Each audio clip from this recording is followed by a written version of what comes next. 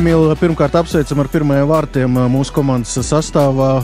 Tā bija kaut kāda iespēlēta kombinācija, vai jūs vienkārši labi jūtat viens otru ar Renāru? Jā, paldies. Šī sanāk nebija līdz galam tāda iespēlēta kombinācija, bet jā, Bašs redzēja, ka Renārs brīvs, iedeva Renāram, un Renārs labi noreaģēja un atrada mani sodlaukumā. Man izdevās veiksmīgs sitiens un beidzot arī pirmie vārti. Pats atceries, kad bija pēdējie gūtie vārti pirms tam? Principā pagājuši gadu jau rudenī, oktobrī, man liekas, par Daugavpilu bija. Jā, bet šo sezonu vēl nebija sanācies.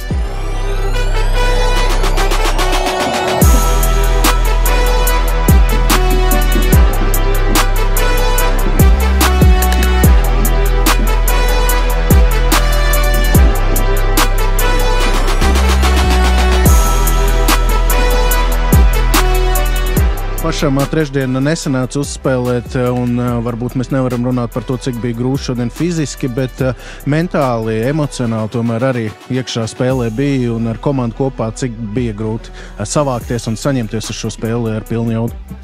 Mums jau principā diezgan arī noritēja sastāvs. Tie, kas arī mazāk spēlēja šodien, dabūja daudz vairāk izspēlēties. Tā kā mums varbūt tas emocionāli nebija tik grūti kā tiem, kas bija laukumā, jā, bet, protams, tāds ir mūsu darbs, mums nākās pārslēgties un šodien jārāda atkal rezultāts. Kāds ir tas plāns uz pārtraukumu?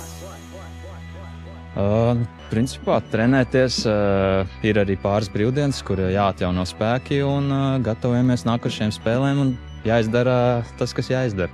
Jāuzvar čempionāts un jāuzvar kauss. Ok, paldies! Paldies!